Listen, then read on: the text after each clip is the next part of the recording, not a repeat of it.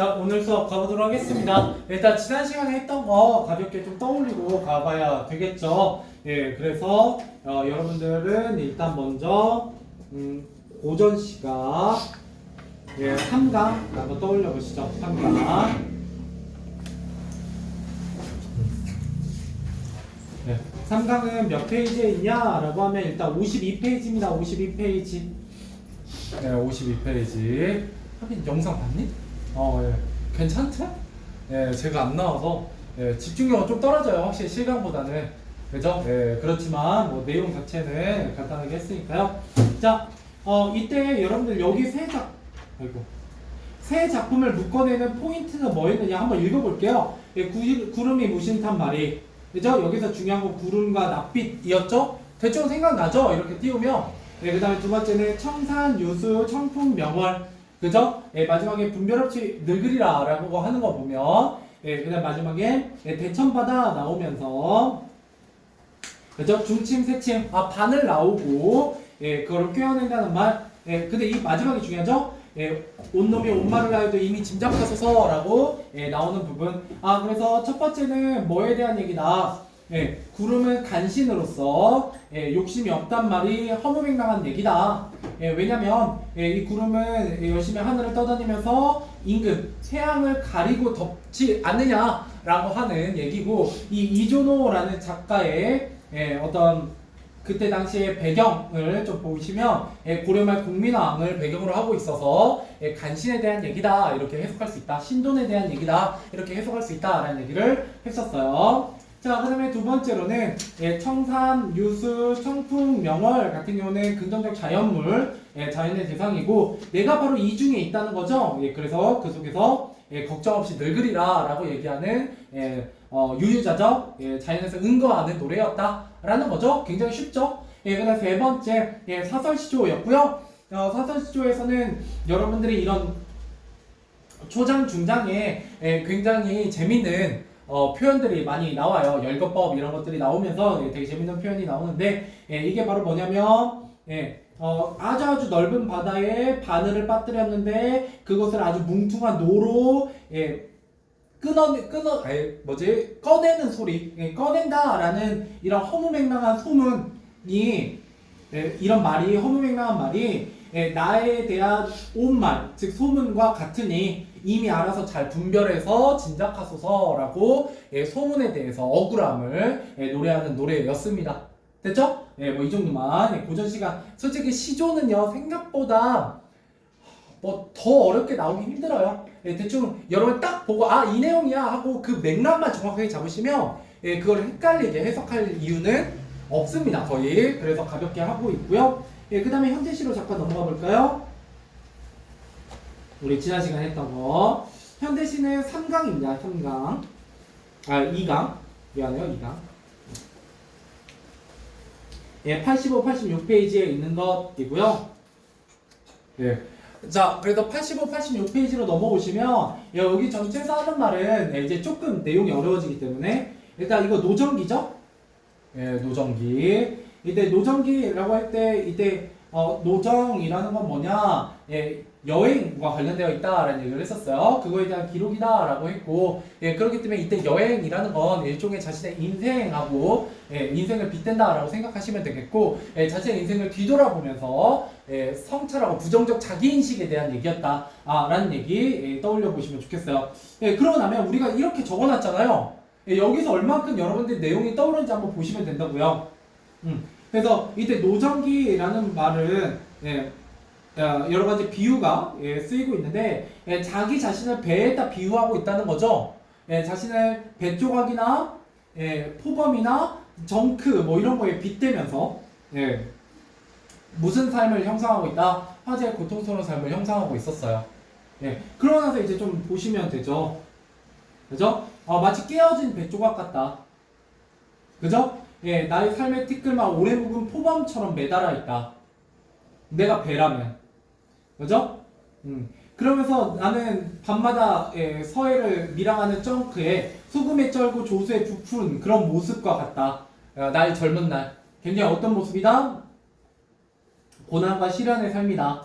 그래서 내가 배라면 항상 흐릿한 밤, 암초, 태풍과 싸우며 어디를 지향하고 있다? 산호도와 남측 십자성을 지향하면서 가고 있다. 그런데 이런 것들을 발견한다 못한다? 못하고 있다라는 게 가장 큰 특징이었습니다. 2, 3세계를 추구하긴 하지만 그죠? 그래서 결국 나의 삶은 시궁창처럼 굉장히 절망적인 삶인데 그죠? 그런 부분에서 나는 마치 뭐와 같다? 거미와 같이 거대한 바닷물에 휩쓸리는 존재다. 수정적인 삶이다 라고 하면서 자신의 상처뿐이던 지난날 젊은 날을 부정적으로 인식하며 회고하고 있다 이렇게 보시면 되겠습니다. 그러니까 다른 건 다 까먹어도 이런 두 가지 키워드만 기억하시면 돼요. 하나는 부정적인 자기인식, 부정적 자기인식. 또 하나는 뭐예요? 배에 비유하고 있다. 일단 이 두 가지만 아시면 이 작품을 해석하거나 다른 문제와 엮었을 때 크게 틀릴 일은 없습니다. 내용적인 측면에서 어차피 제가 막 표현적인 측면에서까지 다 구구절절 다 설명은 나중에 할 거예요. 나중에 안 할 건 아니고요. 나중에 그 변형 문제집 나오면 할 겁니다. 변형 문제집 나오면 알겠죠? 자, 그다음 넘어와서 자, 두 번째 작품은 뭐였느냐? 우리 기영도의 질투는 나의 힘이었고요. 질투는 나의 힘. 역시 내가 여기서 되게 큰 특징은 지금 현재를 이 시에서는 언제로 가정하고 있어요? 과거로 가정하고 있어요. 과거로. 그죠? 그래서 지금 현재의 삶을 내가 그 미래에 다시 이렇게 되돌아본다면 지금 현재 내가 살고 있는 삶이 만족스럽다, 만족스럽지 않다. 역시 부정적이다. 이런 얘기를 하고 있고요. 제목에서도 알 수 있듯이 왜 부정적이냐라고 물어본다면 내가 어떻다는 거예요? 굉장히 질투를 가지고 살더라 라는 얘기를 하고 있었죠. 그러면서 뭐 내용을 좀 보면 특이한 표현 같은 경우는 공장을 많이 세웠다라는 표현이었어요. 이게 이제 크게 두 가지로 해석됐죠. 하나는 나의 패기와 열정이 젊은 날의 패기와 열정이 너무 많았다. 또 하나는 갈등과 질투가 너무 많았다라고 해석할 수 있다고요. 학교에서는 이 둘 중에 하나로만 가르쳐 줄 수 있습니다. 저는 당연히 다양한 해석을 여러분들에게 소개하는 역할을 하는 거고요. 실제 학교에서 둘 중에 하나를 빼고 설명하거나 약간 뉘앙스를 다르게 설명하면 무조건 누가 맞는 거예요? 학교 선생님이 맞는 거예요. 일단은 그러면 그냥 학교 선생님에 맞춰서 공부하시면 됩니다. 아무튼 그래서 미래 시점이라는 거 되게 크고요. 감탄의 의미 뭐뭐구나 라는 거의 반복. 이런 것들은 내가 미래에서 되돌아보면 반성하는 태도를 잘 보여줘요. 또 여기에 개에 비유하고 있죠. 자신의 모습을. 개. 그런 점에서 앞에서도 그렇고 여기서도 그렇고 화자가 자신의 모습을 부정적으로 인식하며 다른 대상에 빗대고 있다 이렇게 얘기하면 맞다고요. 그죠? 가에서는 거미에 빗대고 있고 나에서는 개에 빗대고 있잖아요. 이런 식으로 아주 디테일한 부분을 가져다가 공통점을 물어볼 수도 있습니다. 이런 것들을 여러분들이 이제는 뭐 하셔야 된다? 생각하셔야 돼요. 그러니까 이걸 자꾸 외우려고 접근하시면 머리 터집니다. 머리 터져요. 그냥 이야기처럼 받아들이세요. 이야기처럼. 그러고 나면 어떻게 받아들이시라고요? 모의고사 풀듯이 그냥 여기 있는 그죠? 맞겠죠 뭐 이런 것들. 이런 거 이제 내가 자연물과 자연상황을 화자의 고단한 삶을 표현하고 있다를 외우지 마시고 그죠? 안 봐도 맞겠죠 뭐. 이런 걸 그냥 발견하실 수 있으시면 돼요. 본문 속에서. 그러니까 국어는 이제 고3 정도 되면 이제 완전히 생각하는 과목입니다. 그러니까 물론 어느 정도 베이스를 공부해 놓으면 되게 편해지긴 하지만 실제로는 어떻다? 외우기 시작하면 끝도 없다. 그리고 말이 자꾸 바뀌기 때문에 생각해야 돼요. 생각. 그러려면 일단 이 기본적인 내용들을 이렇게 탄탄하게 세워주셔야 되죠. 자, 됐습니다. 우리 어디로 가면 54페이지로 가볼게요. 54페이지. 그냥 오늘 할래요. 가보도록 하겠습니다. 바빠요. 간단하게 지난 시간에 했던 내용들 고전시가 하나랑 현대시 하나 있어요. 그리고 혹시 조금 너무 빨라 라고 생각하시면 걱정하지 마세요. 학교에서 또 하잖아요. 근데 학교에서는 또 나랑 비슷해. 빨라요. 더 빠를 수도 있어요. 예, 더 빠를 수도 있어요. 나중에 시험에 막 쫓기면, 시험 기간에 쫓기면. 왜냐면 학교에서는 소설하고 예, 고전 산문까지 다 한 5작품, 6작품씩은 끝냅니다. 물론 일부 이제 좀 천천히 나가는 선생님들은 그 중에서 한 3작품이나 4작품을 이제 골라서 얘만 나가? 뭐 5강하고 3강은 안 나갈 거야? 뭐 이런 식으로 알려주시니까 예, 그런 것들을 잘 들으세요. 학교 수업. 알겠죠? 예, 그래서 내가 학교 수업을 들으면서 기존에 공부했던 내용 중에 얼마나 기억하고 있는가를 좀 한번 떠올려 보시고 예, 핵심 키워드를 다시 한번 좀 포인트 잡아서 아 역시 학교에서도 이런 포인트들이 언급되는구나 라는 거에 주목하면서 들으시면 예, 도움이 되실 거라고 생각합니다. 자 가보죠. 고전시가 무려 4작품이나 나와 있고요. 이제 여러분들 3강에서도 이미 얘기했고 했으니까 간단히 보죠. 자 평시조 얘는 작자미상이죠. 예, 그래서 평시조의 형태를 띠고 있긴 하지만 예, 작자미상이니까 일반적인 4대부에 대한 내용이 나와 있지는 않겠다라는 거 떠올리시면 되겠고요. 그 다음에 여기는 누가 봐도 사설시조죠. 예, 사설시조 작자미상.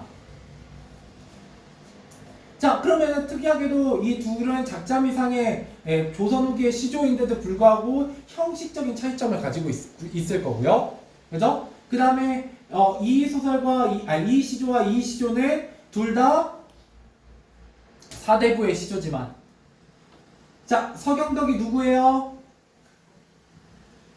배경지식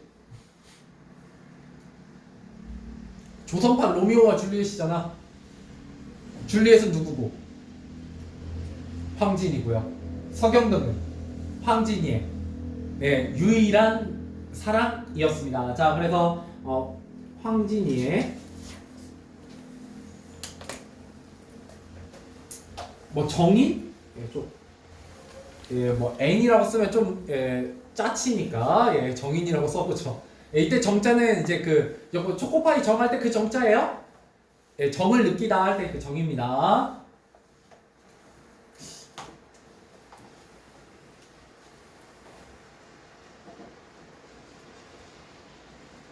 알겠죠? 예. 모르셔도 돼요. 예, 모르셔도 됩니다. 그냥 잘난 써봤어요. 예, 이건 마음 심자고요. 이거는 이제 정자예요. 그죠? 예, 이 옆에 물 숫자를 붙이면 청이 돼요. 풀을 청자. 예, 알겠죠? 아무튼 넘어갑시다. 자, 이걸 알고 이제 접근을 해야 되고요. 그랬기 때문에 얘는 당연히 무슨 얘기겠다? 사랑에 대한 얘기예요. 사랑에 대한 얘기. 그죠? 그리고 얘도 사랑에 대한 얘기예요. 그쵸? 예. 그럼 얘도 마음에 대한 얘기고요. 얘도 임여의고 살려면 그리는 못하리라. 사랑에 대한 얘기네요. 어때요? 이 시조도 굉장히 뭐하겠다? 쉽겠다. 쉽겠다. 예, 근데 역시 뭐부터 먼저 읽어볼 거냐면 예, 3번 먼저 읽어볼게요. 자, 이게 사랑에 대한 시조들인데요. 시조들인데 어떻게 구성되어 있는지 한번 살펴보도록 하겠습니다. 자, 고전시가에서 화자의 정서와 태도를 형성하는 일반적인 방법은 예, 뭐를 제시한다? 어떤 구체적인 상황을 제시해서 시적 상황을 제시하는 것이다. 또 창의적 발상을 통해 자, 이걸 얘기하고 싶은 거야. 추상적 개념을 구체적 대상으로 형성한다. 추상적 개념의 구체화입니다. 추상적 관념의 구체화. 우리 추상적 관념의 구체화 처음 듣는 거 아니죠? 눈에 보이지 않는 대상을 마치 눈에 보이는 대상으로 바꿔서 표현하는 거예요. 예를 들어 뭐가 있어요? 나는 너무 걱정이 많아서 그 걱정을 하나를 머리에 이고 있다 라고 표현하면 원래 걱정이라는 건 뭐예요? 추상적인 거잖아요. 그죠? 예, 근데 그걸 내가 머리 위에 이고 있다 라고 표현하는 순간 마치 뭐처럼 표현된다는 거예요? 구체적인 삶을 짐처럼 표현된다는 거죠. 예, 이런 얘기예요. 예, 이게 일단 첫 번째고요. 그래서 이게 첫 번째고, 자, 그 다음에 변형하기 어려운 대상이 변형이 가능한 대상으로 형상화되는 거, 이게 바로 두 번째입니다. 예. 그래서 이 내용에 대한 시조가 하나 나올 거고요. 이 내용에 대한 시조가 하나 나올 거예요. 그랬을 때 가에서 라는 이러한 방법을 사용하여 사람의 심리와 관련된 추상적 개념이 마음 두 번째 작품이고요. 사랑 첫 번째 작품이고요. 그죠? 예. 그래서 마음과 사랑 이런 게 이제 첫 번째 내용이고, 그다음 신체 일부인 가슴입니다. 이게 이제 두 번째에 대한 얘기요. 변형이 어려운 대상. 이런 가슴이라는 거 신체 일부기 때문에 변형할 수 있어요, 없어요? 없죠. 이런 가슴 변형하면 죽어요, 그죠? 하지만 시에서는 창의적 발상으로 바꿀 수 있다라는 거죠.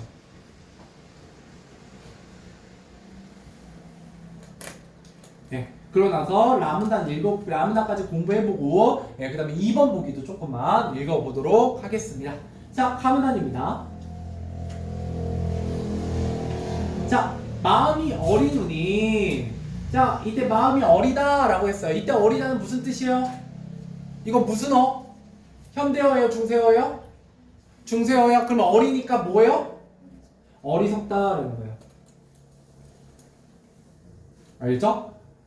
이걸 가끔 뭐라고 해석하시는 분들이 있냐면, 그 사랑에 대한 노래잖아요. 그러니까 그 사랑하는 마음이 내 마음에 그러니까 어려있다, 서리가 끼다, 뭐 이런 것처럼 어려있다라고 해석하시는 경우가 있는데, 그렇게 해석하시면 안 되고, 이거 중세어니까 어리석으니, 그러니까 이미 사랑에 빠진 훈이라는 뜻이에요. 사랑에 빠지면 원래 멍청해지거든요. 그래서 나중에 이별해보면 그렇게 갑자기 똑똑해질 수가 없어요. 냉철하고. 그죠? 현실적으로 판단하게 되죠. 자, 일이 다 어리다. 하는 일이 다 어리다. 그러니까 이미 내가 사랑에 빠진 후니까 내가 그 이후에 하는 모든 일은 다 어리석게 행동하더라라는 거예요. 이성적으로 행동하지 않고. 됐죠? 자, 만중운산이라는 겁니다. 만중운산은 뭐 공간이나 자연으로 볼 수도 있어요. 그죠? 이건 뭐 공간이나 자연으로 볼 수도 있는데, 이때 만중운산은 뭐냐? 이때 만자는 만자예요. 숫자 만. 그죠? 그다음 무거울 중, 운. 그러니까 아주 가득하게 구름이 낀 산에, 이런 표현이고요. 이거는 뭐냐면 어떤 단절 같은 걸 의미합니다. 단절. 구름이 가득 낀 산에 내가 지금 존재하고 있죠.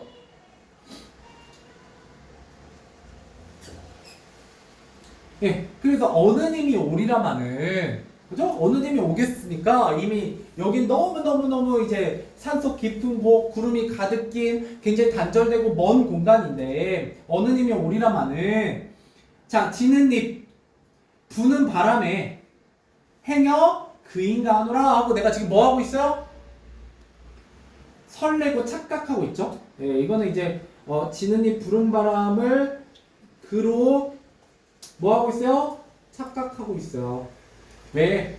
너무 뭐하니까, 그리우니까. 굉장히 어떤 모습이요?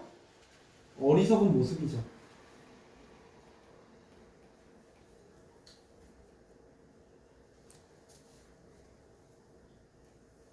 자, 여기까지 배우고 나면 제1고, 군고, 영광여고, 군여고는 떠올리셔야 돼요. 1학년 때 배웠잖아요. 이거 비슷한 거.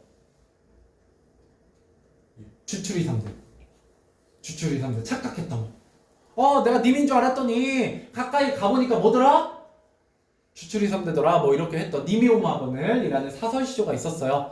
그래서 너무너무 사랑하는 님에 대한 그리움을 표현할 때 어떤 자연물의 다른 대상에 내가 착각하는 모습 같은 건 굉장히 고전 시가에서 자주 쓰는 뻔한 표현법입니다. 알겠죠? 뭐 이 정도만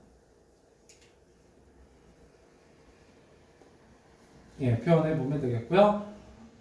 자, 두 번째. 그러면 이때 마음은 여기 3번에서 읽었듯이 추상적인 개념을 구체적인 대상으로 형상화한 게 있나요? 마음을?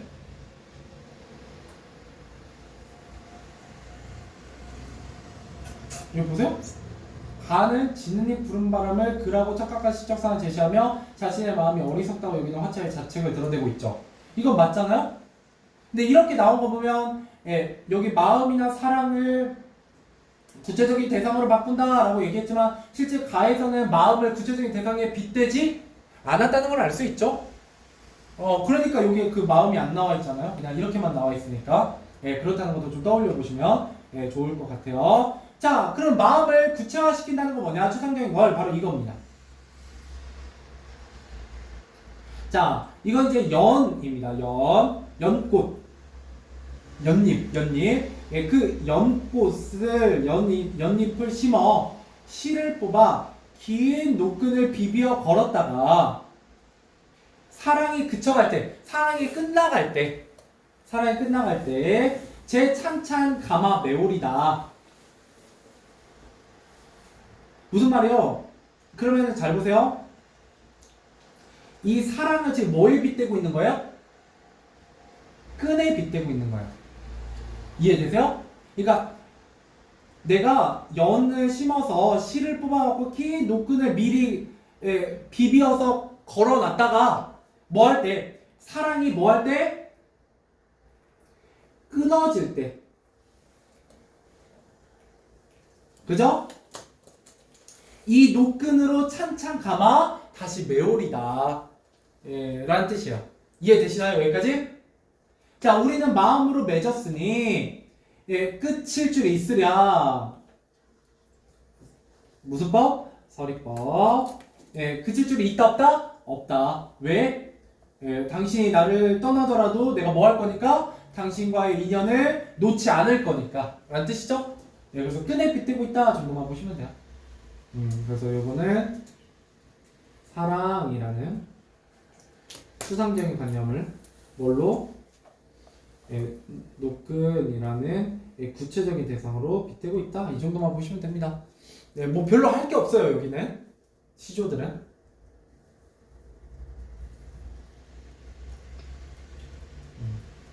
실제로 중요한 건 여기 가보면 이제 여기 연시조 같은 게 나와요. 이제 다음 장부터 여기부터 이제 한 작품씩이거든요. 고전시가 5강하고 이거 한 작품밖에 안 나와요. 그쵸? 이제 이때부터는 굉장히 중요해집니다.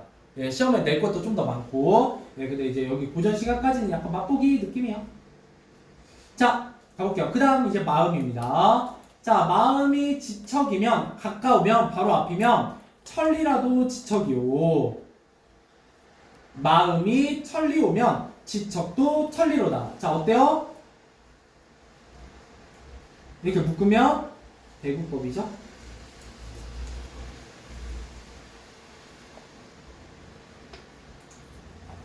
무슨 말이에요?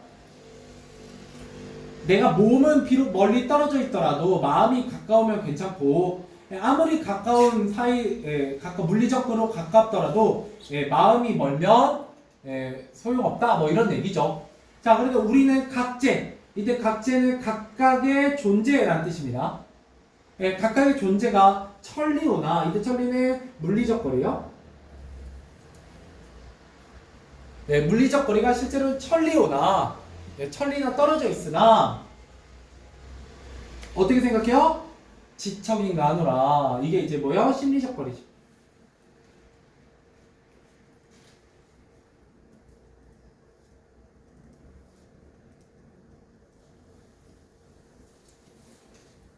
그래서 우리가 실제로는 굉장히 멀리 떨어져 있지만 가깝다라고 여깁니다. 왜? 마음이 지척이거든요. 라고 얘기하는 거예요. 자, 그러면 이때 마음은 역시 추상적인 대상인데요. 얘를 지척이라고 표현함으로써 마치 거리, 시각적으로 우리가 볼 수 있는 대상인 것처럼 표현하고 있습니다.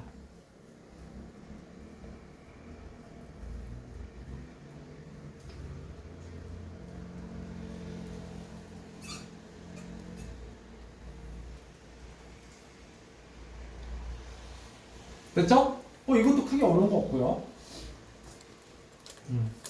자, 이제 마지막 작품 라문다 한번 가보겠습니다. 자, 가슴에 구멍을 뚱시럽게 뚫고, 자, 이때 가슴에 구멍 뚫을 수 있어 없어요? 없죠. 변형할 수 없는 대상을 변형하는 거예요. 됐죠? 자, 약간 이해 안 되니까 잘 보세요. 왼 새끼, 그러니까 옛날에 그 새끼줄 꽂잖아요. 새끼줄을 왼쪽으로 꼬면 왼 새끼예요. 이걸 오른쪽으로 꼬면 오른 새끼고요. 자, 그래서 왼 새끼를 자, 어떻게 하는 거냐? 이렇게 꼬아요. 그쵸? 이걸 꼬는데 이 방향이 이렇게 해서 왼쪽으로 돌면 왼새끼고요. 그 다음에 여 지점 있죠. 이게 우리가 꼬면 둘 사이 이게 꼬이면서 이 중간에 이 공간이 만들어지잖아요. 이걸 눈이라고 해요. 이걸 눈이라고 합니다. 알겠죠? 자, 그러니까 어떻게 꼬았어요?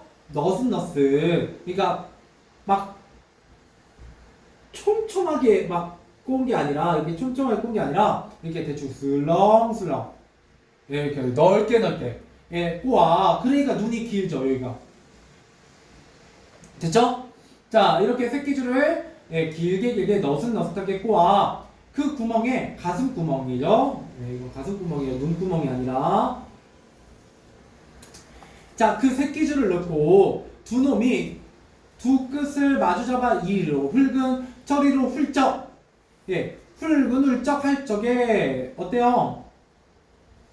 예, 운율감이 느껴지죠? 이리로 훑은 저리로 훌쩍 훌쩍 할 적에는 나나 남이나 다 그는 아무쪼록 견디려니와 이렇게 얘기하고 있죠? 자, 그럼 어때요? 예, 훌근훌쩍 할 적이라는 건 뭐예요? 예, 임을 여의고 느끼는 어떤 슬픔? 이런 거죠?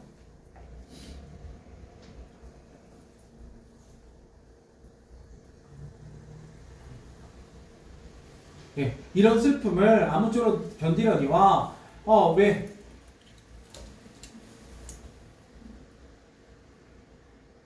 슬픔하고 비교했을 때 미안해요. 슬픔하고 비교했을 때 뭐가 더 크다는 거예요? 이게 더 크다는 얘기죠.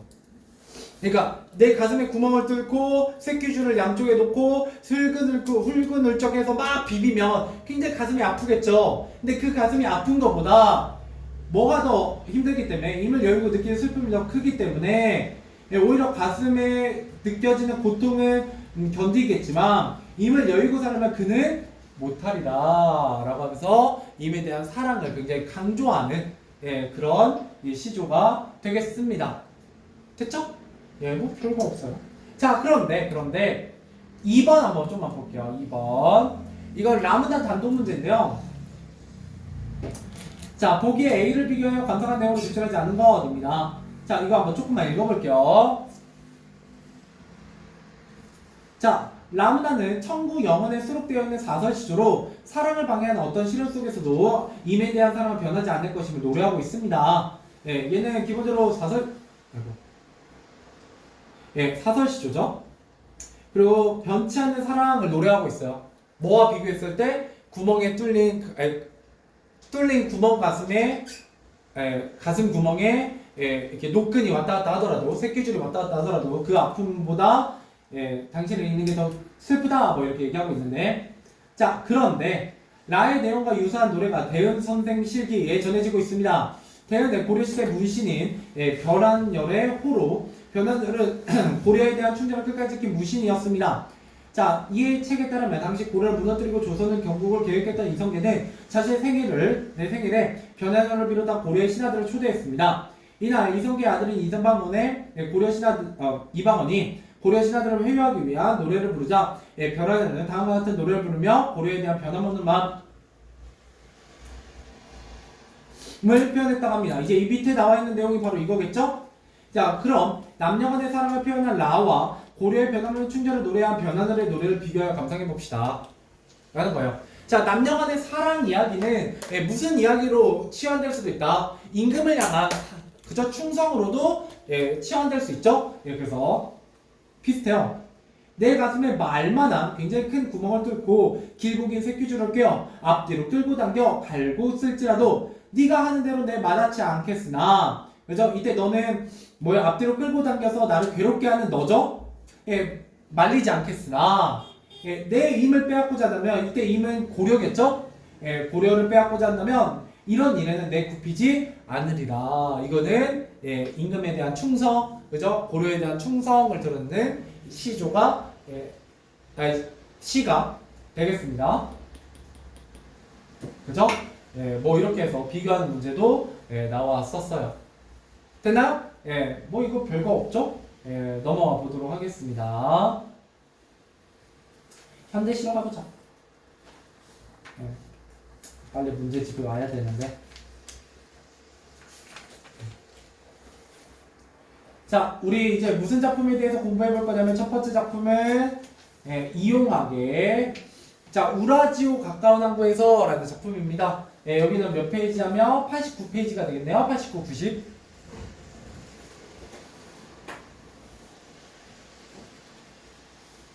자, 그 다음에 두 번째 작품은 예, 정일근의 흑백사진 7월이라는 작품입니다. 그렇죠? 어때요? 여기 보니까 얘 무슨 시예요? 딱 봐도? 이런 시를 뭐라고 불러요? 산문시라고 불러요. 연애 구분이 없죠? 예, 줄글로 쓰여 있잖아요. 이런 건 산문시라고 부르게 됩니다. 예, 이런 거 한번 특징을 보시고 예, 그 다음에 첫 번째 시가 굉장히 길죠? 뭐에 대한 얘기인지 좀 이따 살펴보도록 하고요. 자, 4번에 보시면 먼저 4번을 먼저 볼 거예요. 자, 가와 나를 묶어내는 공통점이 바로 이 보기 안에 써져 있습니다. 자, 가와 나라는 시는 뭐에 대한 얘기다? 고향에 대한 얘기입니다. 고향. 네, 실제로 여러분 현대시는요, 고향을 주제로 하는 작품들이 굉장히 많아요. 네, 이 이용학과 누구였냐? 예, 정일근의 시도 역시 고향을 주요 소재로 삼는 작품입니다. 자, 고향이라는 곳은 원래 유년을 보내며 정체성을 형성하는 곳이에요. 자, 고향은 그곳을 떠나 이들에게 돌아가고 싶은 욕망을 불러일으키는 장소이며 많은 작가들에게 창작의 원천이 되는 공간이죠. 그런데 고향으로 쉽게 돌아갈 수 없거나 현실 삶이 힘겨울수록 고향을 향한 마음은 더욱 간절해지며 작품 속에 복원되는 고향은 정서적 충만감을 주는 것, 정서적 충만감을 주는 곳으로 재현되기도 하죠. 자, 그래서 고향에서의 윤혁기의 체험은 되게 윤혁기의 체험이 나오는데 되게 회상과 기억을 통해 현재의 의미를 부여받으며 혈연적 유대감이나 공동체 삶의 모습 혹은 자연물과 함께하는 모습으로 형상화되는 경우가 많다. 여러분들이 그래서 위시에서도 어떤 현현적 유대감, 공동체 삶의 모습, 자연물과 함께하는 모습 이런 것 중에 어떤 식으로 구현되어 있는가에 좀 주목하면서 공부하실 필요가 있습니다. 알겠죠? 네. 자, 고향에 대한 작품 가보도록 하죠. 자, 일단 세팅을 좀 하고요.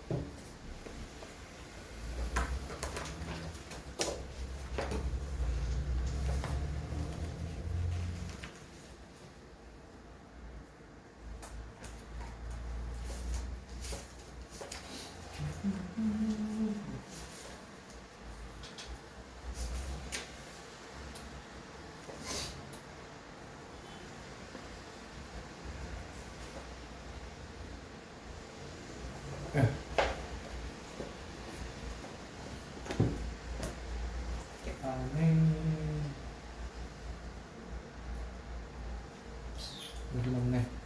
자, 가보도록 하겠습니다. 우라지오 가까운 항구에서 라는 작품입니다. 고향에 대한 얘기고요. 여기서 여러분들의 시에 나타난 화자의 상하가 처지, 그 다음에 특히 뭐 맷비둘기 같은 게 나오거든요. 그런 자연물을 좀 주목해서 읽어보셔야 돼요. 자, 한번 가보죠. 자, 삽살개 짖는 소리, 무슨 심상? 청각적 심상이죠? 뭐 이런 것들은 굳이 안 적어도 여러분 발견하실 수 있으셔야 된다고요.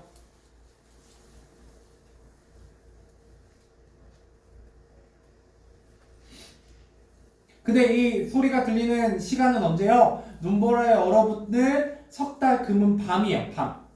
이제 밤이라는 시간적 배경이 나오고요. 근데 이 밤을 설명해주는 앞에 관용어가 어때요? 눈보라에 얼어붙는 석 달 금음이죠. 긍정적인 의미다, 부정적인 의미다. 부정적 의미입니다. 그래서 냉혹한 현실을 의미해요. 냉혹한 현실. 내가 봐야지. 그죠? 자, 그때 얄궂은 손을 예, 누가? 밤이 얄구주선을 하도 곱게 흔들길래 예, 그죠? 이때 얄구주는 직구준이에요, 직구준. 그래서 좋은 의미로 해석하시면 안 되고요. 직구준 손을 이제 손이라는 건 손, 예, 밤에 의인화죠.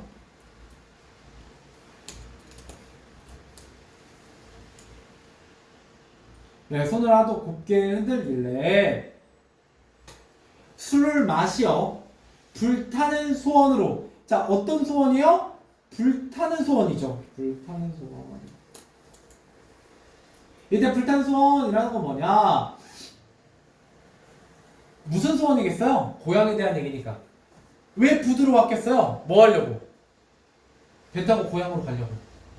자, 그러면 이때 소원은 뭐예요? 내가 고향에 돌아가고 싶다라는 말이죠. 자, 그래서 불타는 소원은 이렇게 됩니다. 고향으로 돌아가고 싶은 예, 간절한 마음.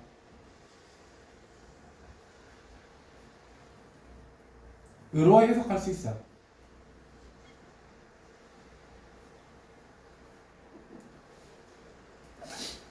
그래서 이 부두로 왔다라는 거예요. 이때 당시에 이용학은요, 실제로 이국 땅, 그러니까 우리나라가 아닌 다른 나라 땅에서 굉장히 외롭게 지내고 있었거든요. 예.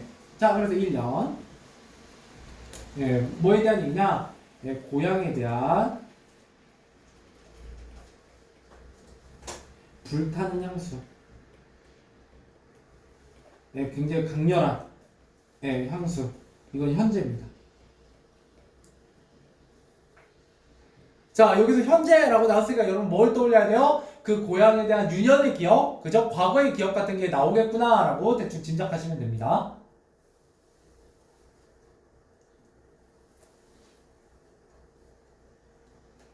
됐죠? 자, 이어 걸어온 길가에, 그죠? 걸어온 길가는 뭘 빗대냐? 예, 과거의 인생길입니다. 과거의 인생길을 빗대는데 이런 과거의 인생길에 찔레 한 송이 없대도 이때 찔레 한 송이 같은 경우는 긍정적인 의미의 시역이긴 해요. 밤을 샘으로 할까? 뭐 어차피 여러분은 크게 상관없긴 한데 예, 이제 찔레 한 송이라는 건 예, 걸어오기가 찔레 한 송이 없었대도 라고 얘기하는 거 보니까 이 찔레 한 송이는 좋은 거예요. 그죠? 그러니까 있었으면 좋겠지만 없었대도 괜찮아 뭐 이런 말이잖아요. 예, 그래서 있으면 좋은 거니까 이때 찔레꽃 한 송이는 예, 위안이 될 만한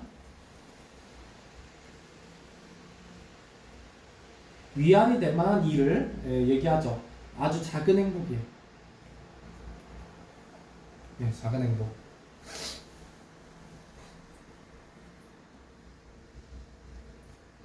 이 찔레 한 송이 없었대도 작은 행복이 없었대도 나의 아롱범은 이때 아롱범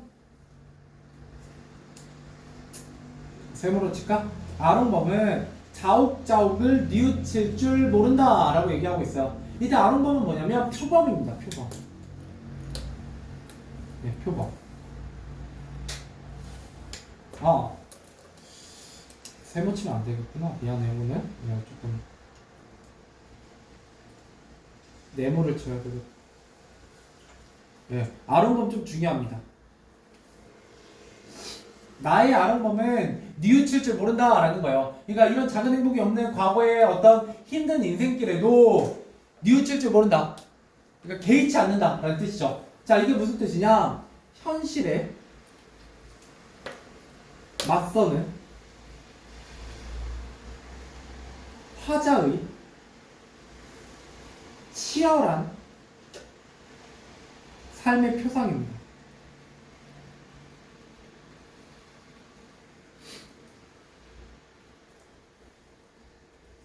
현실에 맞서는 화자의 치열한 삶의 표상.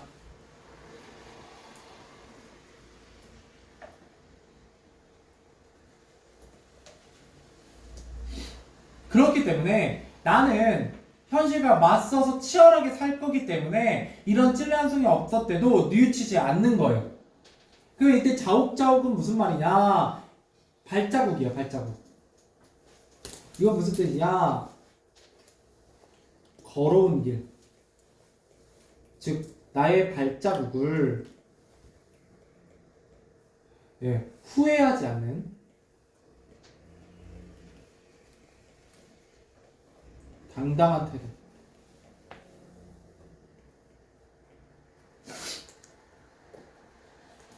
어때요? 여러분들 여기까지 읽고 나니까 이런 당당한 태도, 뉘우치지 않는 치열한 삶의 표상은 뭐랑 반대돼요? 과거를 돌아보고 있는 지난 시간에 배웠던 작품하고 반대되죠. 지난 시간의 작품들은 자신의 현재를 부정적으로 여기면서 반성하잖아요. 성찰하고 부정적으로 여기죠. 근데 여기서는 절대 자신의 현재 삶의 모습을 부정적으로 여기고 있지 않죠. 그죠? 이런 점이 차이점입니다. 이렇게 엮어서 나올 수 있어요. 왜냐하면 내신 시험은 이렇게 강마다 묶여있는 대로 묶어서 내지 않아요. 뭐 1강하고 5강, 막 3강하고 7강 막 이렇게 섞어서 냅니다. 알겠죠? 그렇게 내는 경우들이 많으니까 꼭 다른 작품하고도 꼭 비교해보세요. 여기에 나와있는 두 작품만 비교하지 마시고. 자, 자, 그래서 어깨에 쌓여도 뭐가 눈이 하얀 눈이 무겁지 않구나 라는 거예요. 자, 2연도 정리해보죠. 자, 2연은 뭐에 대한 얘기냐? 지나온 삶에 대한 회고와 당당한 삶의 자세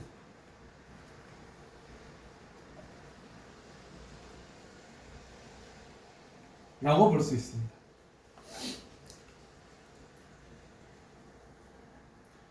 당당한 삶의 자세가 바로 이 작품의 1년과 2년의 지배적인 느낌이죠. 자, 이제 계속 가볼게요. 자, 철없는 누이 고스머리랑 어루만지며, 이제 이때 고스머리는 혹시 모르실까봐 그냥 안 쓰셔도 돼요. 얘는 곱슬머리입니다. 우라지오의 이때 우라지오는 뭐냐면 블라디보스토크요. 어디요? 러시아죠, 러시아. 내가 어릴 때 얘기요. 자, 여기부터는 이제 뭐에 대한 얘기요?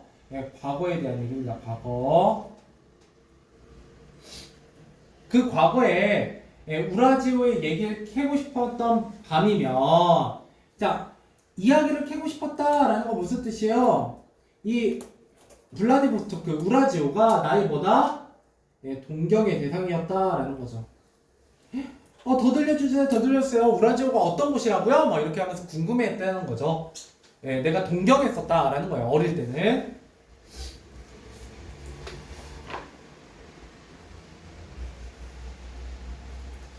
근데 울 어머니는 서투른 마우제 말도, 이때 마우제 말은 러시아 말이에요. 러시아 말도 들려주셨지.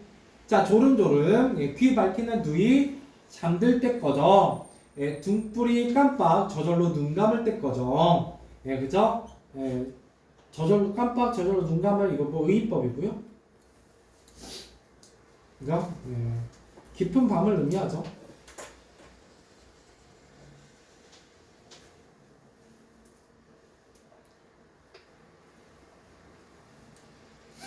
자, 그러면서 다시 내게로 헤어드는, 헤어드는 무슨 뜻이냐?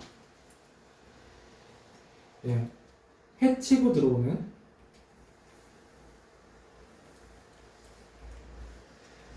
어머니의 입김이 무지개처럼 어질다. 자, 이때 무지개처럼, 무지개 비유고 하고 있어요. 어머니의 입김을. 자, 어머니의 입김을 무지개처럼 어질다 라고 얘기하고 있는데, 그러면 이때 어질다라는 말은 부정적일까요? 긍정적일까요? 내가 동경하는 우라지오에 대해서 밤늦게까지 어머니가 열심히 이야기해 주셨던 이 어머니의 입김은 긍정적이에요? 부정적이에요? 긍정적이죠. 무지개도 긍정적이죠. 그래서 어질다에 낚이시면 안 되고요. 자, 그러면 이거는 이제 무슨 뜻이냐? 어머니의 그냥 따스한 사랑을 회상하는 겁니다. 따스한 사랑을 회상한다. 네, 보시면 돼요.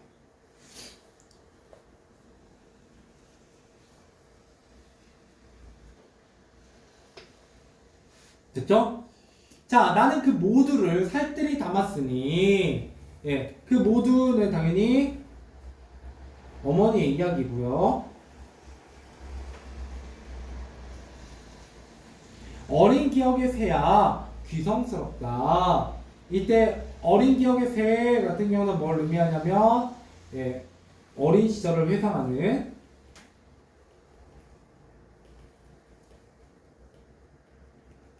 예, 화자의 마음. 미 귀성스럽다라는 거 수수하면서도 마음을 이끄는, 예, 맛이 있다라는 뜻이야. 긍정적이다라는 뜻입니다. 자, 거사리지 말고 기다리지 말고, 이거 기다리지예요. 예, 사투리 쓰였죠?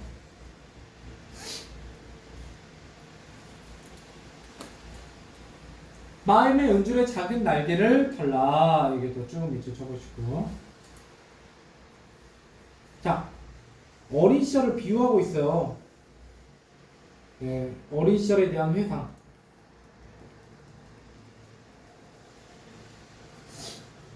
을 마치 뭐가 새가 날개를 털고 일어나는, 네, 모습에 비유하고 있죠.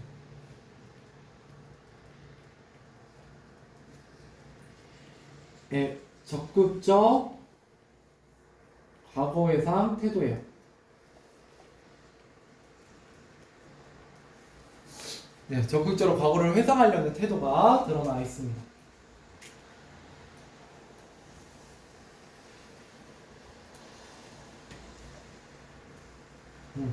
그래서 정리 안 한 거 조금만 해봐야겠네요. 여기 사면 같은 경우는, 예, 좀 이따 보여줄게요. 혹시 못 쓰신 분. 어린 시절에 대한,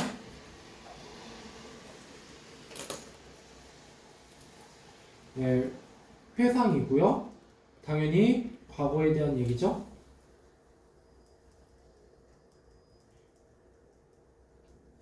그 다음에 사연 같은 경우에는 어린 시절로, 예, 돌아가고 싶은 마음.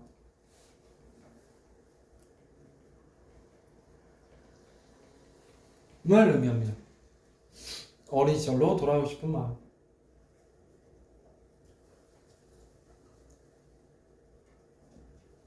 나의 이런 적극적인 모습은 뭐에 빗대고 있다? 마음의 연주에, 예, 작은 날개를 털라 라는, 예, 표현을 통해서 굉장히 참신하게 표현하고 있어요.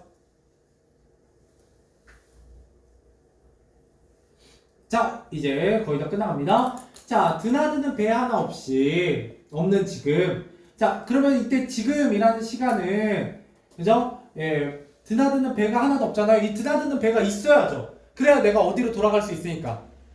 고향에 돌아갈 수 있으니까. 근데 지금 내가 너무 고향이 그리워서 부둣가에 나와봤더니, 예, 드나드는 배가 있어요, 없어요? 없어요. 그럼 고향에 돌아갈 수 있어요, 없어요? 없죠. 그럼 지금은 긍정적이에요, 부정적이에요? 부정적인 거죠.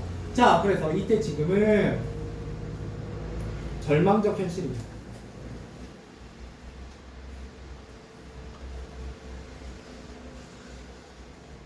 예, 회상에서 현실로 돌아왔어요.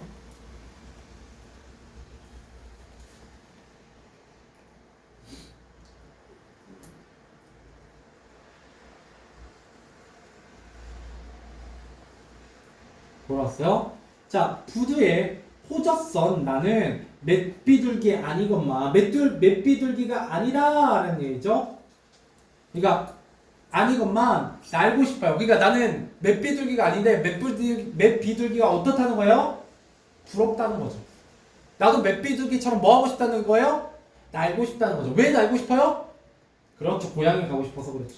자, 그래서 맷비둘기, 예, 역시 중요한 시어고요. 무슨 말이냐? 예, 고향으로 돌아가고 싶은 마음을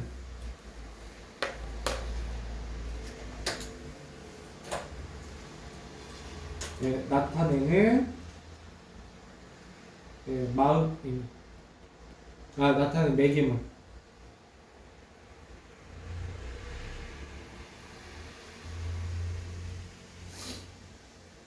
내가 고향 가고 싶은데 그저 배트라는 배가 하나도 없기 때문에 마치 저 맵비둘기가 아니지만 예, 나도 날고 싶다라고 얘기하는 거죠. 자, 그래서 날고 싶어 라고 반복하고 있죠. 예, 이 반복을 통해서 뭐 하고 있다? 예, 그리움의 심화를 하고 있습니다. 네, 그리움을 심화하고 있다 이렇게 보시면 되겠고요.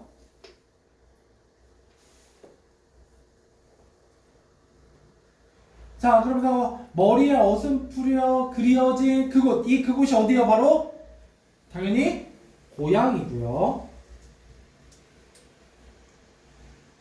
자, 우라지오의 바다는 얼음이 두텁다. 이때 얼음이 두텁다라는 건 뭐예요? 내가 지금 존재하고 있는 건 내가 어릴 때 동경하던 우라지오예요.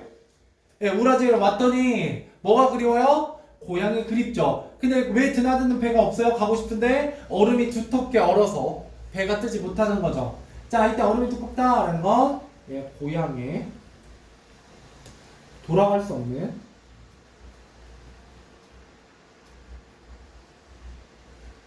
절망감을 나타냅니다.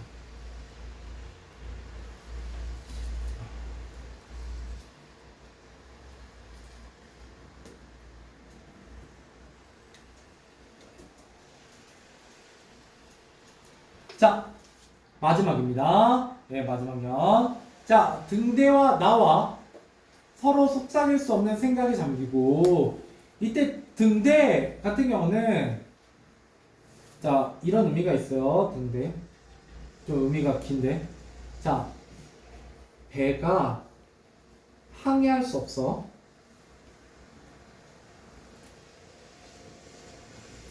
의미가 없는.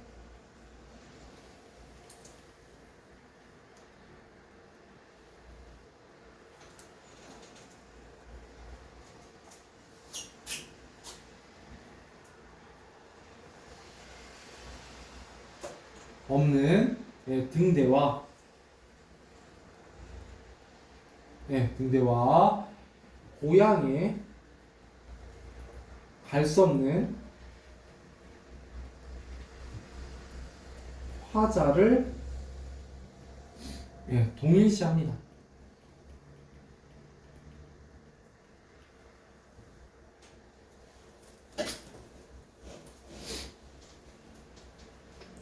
자, 그러면 시험에 나올 포인트가 또 하나 보이죠? 자, 맵비둘기는 화자와 동일시되는 대상인가요?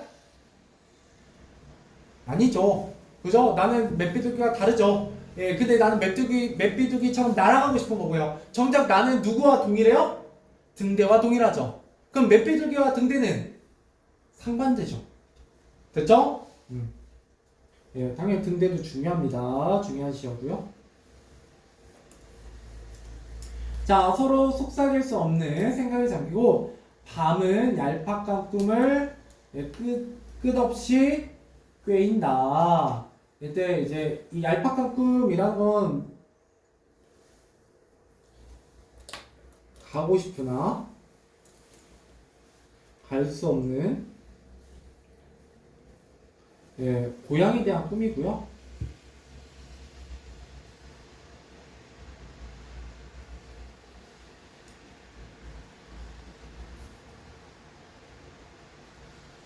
동일시한다는 거 좀 중요하고.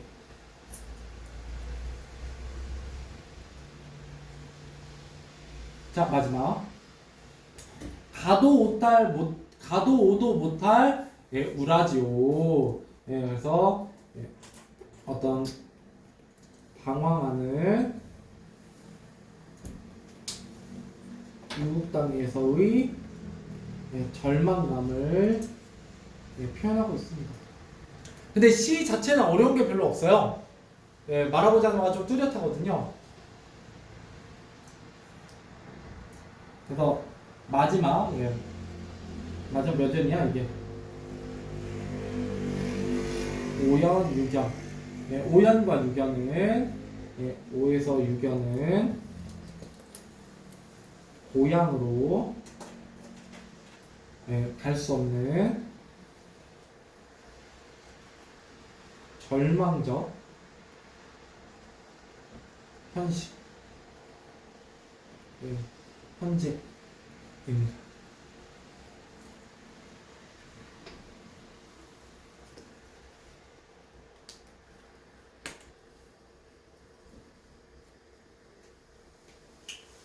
그렇게 보시면 되고, 이때 맥비둘기 같은 경우는 이 고향으로 떠나고 싶은 마음을 나타낸 매개물이잖아요. 이걸 통해서 어떤 고향으로 하나만 더 추가해 보죠.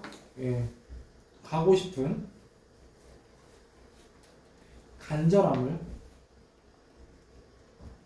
심화시킵니다. 그죠? 더욱더 심화시킨다.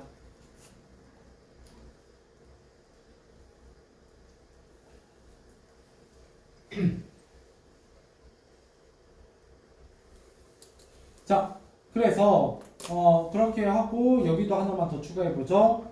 얼음이 터졌다라는 건 절망감을 뜻하기도 하고요.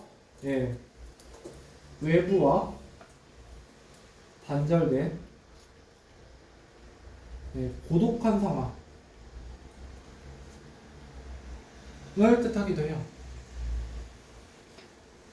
근데 우리 화자의 상황이 단절되어 있다, 외부와 라는 얘기는 처음 듣는 게 아니에요. 고전 시가에서 했거든요. 만주문상 같은 경우도 약간의 단절이라고 볼 수 있고요. 그 다음에 그 시빗소리 들리지 않게 물을 둘러놓고 그죠? 사는 시조도 있었어요. 기억나네요? 나나요? 그 처음쯤에 했던 건데 그런 것들도 외부와의 단절이죠. 근데 이제 그거와 좀 다른 점은 그거는 내가 스스로 한 거라면 이거는 이제 내가 당한 거죠.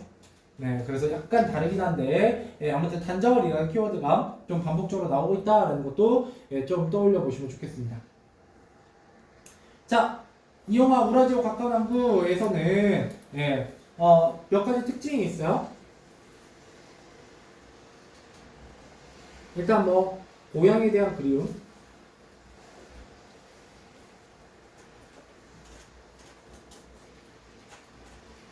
을 노래하고 있고요. 특징에 보시면 뭐 첫 번째 같은 경우는 현재에서 과거 회상을 했다가 다시 현재로 돌아오는 그죠? 시간적 흐름이 있습니다. 있다는 게 이 시의 또 큰 특징이고요. 두 번째 향토색이 짙은 토속어를 사용하고요. 이를 통해서 고향의 이미지를 형상화해요.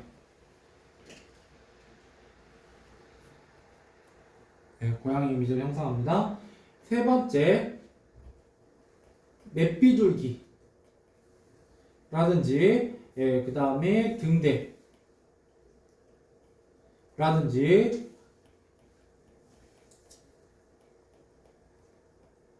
얼음이 두텁다 라든지 밤 이런 시어들이 우리가 시험에서 좀 물어볼 수 있는 여러 가지 시어들이죠. 의미인데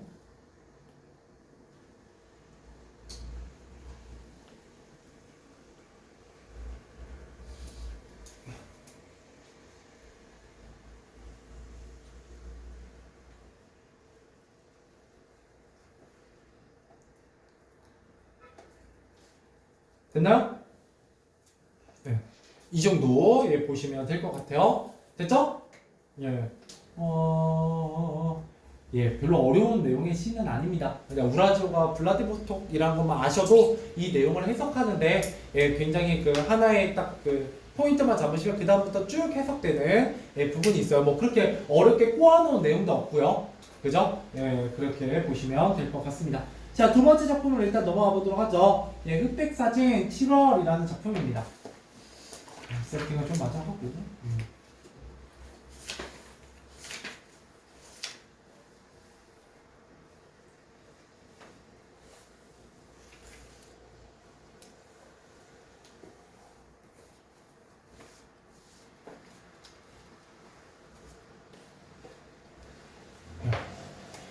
흑백사진 7월 자, 이랬을 때 당연히 제목에 나와 있는 흑백 사진의 의미 여러분들이 잘 파악하셔야 되고요. 네, 잘 파악하셔야 되고, 네.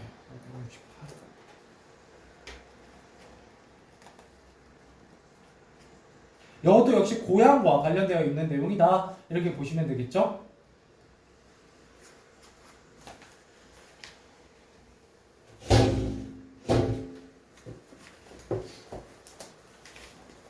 자, 가보도록 하겠습니다. 이게 흑백 사진의 의미와 유년 시절의 추억에 대한 얘기네요. 자, 한번 가보죠. 자, 내 유년의 7월에는 내 유년의 7월 일단 과거 해석입니다. 바로 과거 해석부터 시작하죠. 이 작품은. 자, 그다음에 7월이라는 건 시간적 배경입니다. 시간적 배경.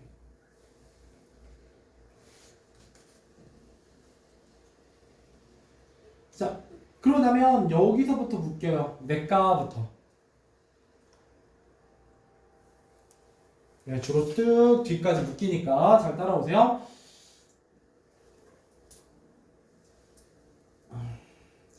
자, 읽어볼게요. 내과 잘 자란 미루나무 한 그루 솟아오르고 또 그 위에 푸른 하늘 뭉게구름 내려와 어린 눈동자 속에 터져나갈 듯 가득 차고 이렇게 얘기하고 있죠. 자, 이때 일단 몇 가지 보셔야죠. 첫 번째, 잘 자란 미루나무. 그죠? 그 다음에 두 번째, 파란 하늘에 뭉게구름. 그죠? 그게 어린 눈동자에서 터져나갈 듯 가득 찼었고요. 굉장히 벅차고 기쁜 어떤 긍정적인 느낌을 주죠? 자, 찬물들은 이제 찬물들 동그라미 쳐보시고, 자, 반짝이는 햇살 수면에 담아 쉼없이 흘러갔다까지 묶으시면,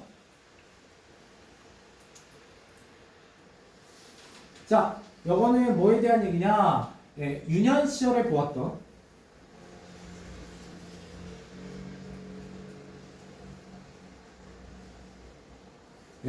아름다운 풍경,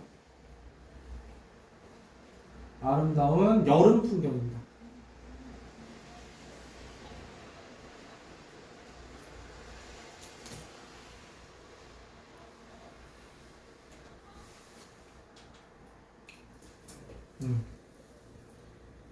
그리고 여기 동그라미들은 당연히 화자가 떠올리는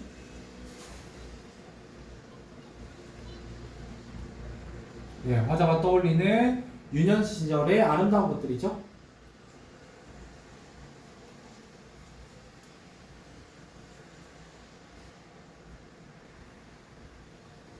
아름다운 것들에 대해서 얘기하고 있습니다. 그러면서 어때요? 여기 보면 파란 하늘이라고 되어 있으니까 시각적 신상이 사용되고 있죠? 그죠? 그래서 뭉게구름에 내려와 어린 눈동자에서 터져나갈 때 가득 찼다라는 표현을 통해서 굉장히 어떻게 표현하고 있다. 감각적 표현이 좀 잘 사용되고 있어요.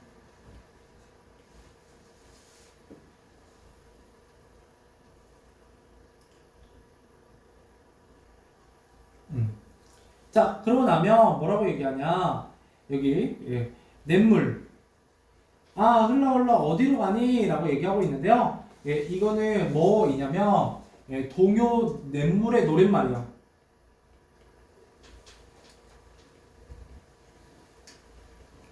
노랫말입니다.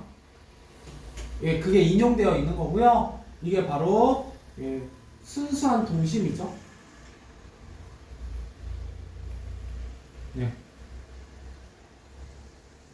순수한 동심.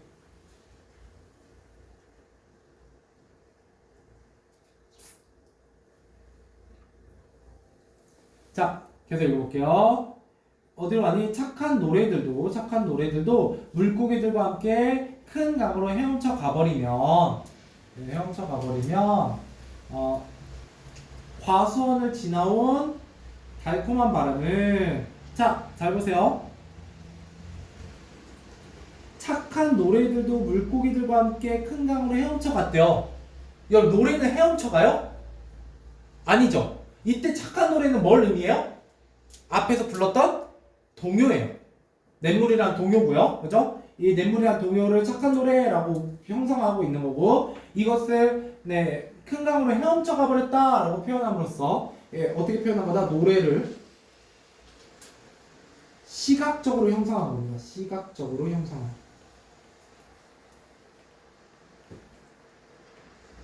예, 시각적으로 형성한 것. 그래서 여기에 다양한 감각들이 쓰이고 있어요.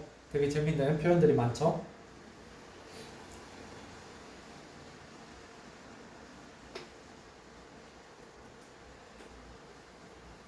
그러면 과수원을 지나온 달콤한 바람이라고 나와 있습니다. 달콤한 바람도 동그라미.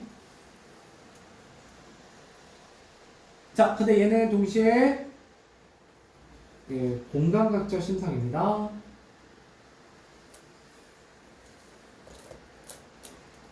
예, 일부러 좀 구분했어요. 왜냐면 원래는 이제 중요시어에 제가 이제 이런 식으로 색칠을 칠했는데 얘는 그게 중요한 게 아니라 요거 이 표현법이 좀 중요하기 때문에 자, 보여주십시오. 뭐의 무슨 화예요? 내가 원래 표현하고자 하는 건 달콤한 거에 바람이에요? 바람이에요? 그럼 촉각이죠?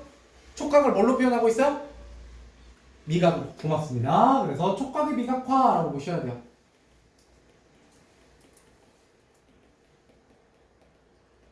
네. 공화적 심상 같은 거 나오면 무조건 알고 계셔야죠?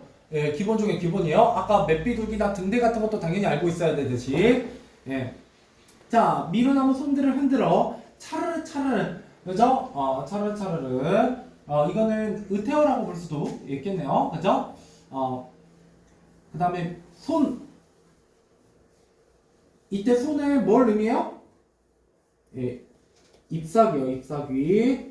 예, 미루나무 잎사귀를 흔들어서 내 겨드랑이도 간지러운 새잎이 예, 돋고라고 표현하고 있죠.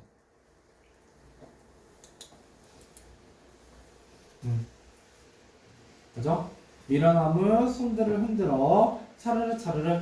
예, 뭐가 바람이 불어서 잎사귀를 흔들고요. 그 바람이 내 겨드랑이도 불어서 예, 마치 그 간지러운 느낌이 뭐 같다? 새잎이 돋는 것 같다라고 비유하고 있는 거죠.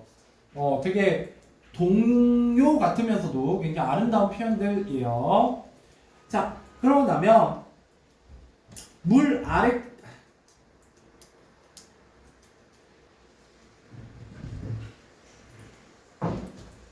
예, 이렇게 비유하고 있다 정도만 표시만 하죠. 표시만 혹시 여러분들이 예, 나중에 보셨을 때 좀 기억나시라고. 자, 그러고 나면 계속 가보죠. 아이고.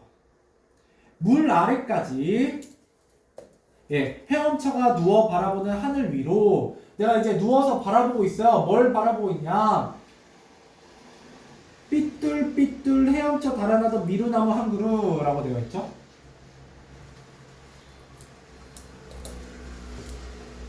예, 바람에 흔들리는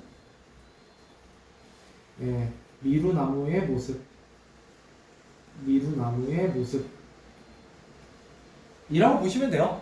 예, 이것도 뭐 너무 이상한 건 아니고 헤엄쳐 달아난다 라고 표현하고 있는데 이게 바람에 예, 나부끼는 예, 미루나무의 모습이고요. 자, 달아나지 마. 예, 미루나무야 이렇게 얘기하고 있죠.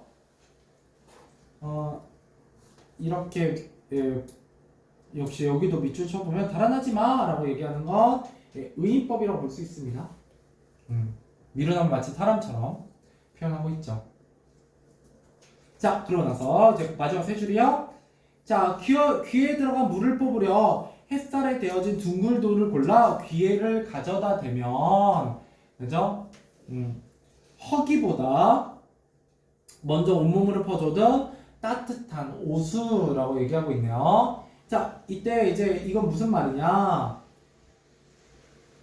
실컷 놀다가 예, 낮잠에 빠졌다라는 거예요. 낮잠에 빠짐. 예, 그래서 이게 이제 평화로운 예, 유년 시절을 의미하죠. 그죠? 이때 따뜻하다라는 건 촉각적 심상입니다.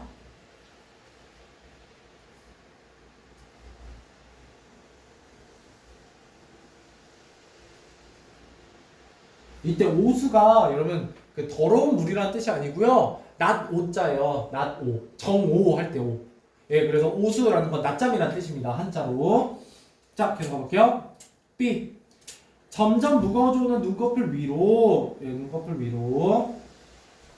멀리 누나가 다니는 예, 분교의 무슨 소리? 풍금 소리. 이것도 굉장히 아름다운 소리죠? 예, 청각적 신상이고요. 예, 쌓이고. 예, 미루나무 그늘하면서 7월은 더위를 잊은 채 깜빡 잠이 들었다. 예, 그죠? 자, 자신이 잠든 것을 7월이 잠든 것으로 의인화하고 있고요. 이렇게 해석하기도 하고, 혹은 예, 사실 화자가 잠든 것을 주객 전도하여 예, 표현했어요.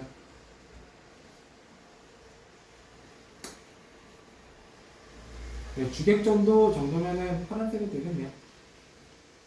예, 난이도가 아니 그 중요도가 좀 있으니까. 자, 이걸 통해서 표현하고자 하는 건 뭐냐? 자연과 하나 되는 예, 화자의 모습. 그죠? 여기서 자연과 동화되며 살던 어린아이의 시절이란 얘기고요.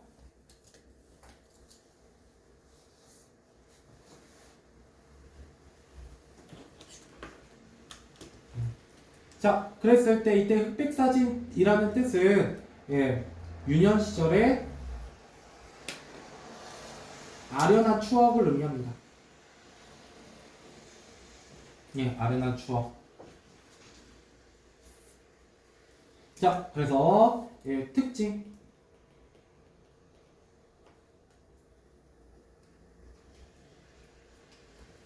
첫 번째, 예, 감각적 표현들이 좀 많습니다. 감각적 표현들이 굉장히 많이 쓰였다라는 거, 예, 큰 특징이고요. 두 번째, 회고적 어조. 예, 그죠? 회고적 어조. 예, 유년 시절에 대한 회상입니다. 에 대한 회상. 세 번째, 쉽고 일상적인 시어들.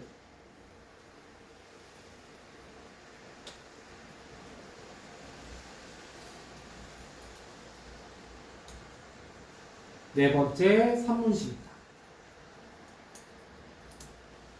연과 행의 구분이 없죠.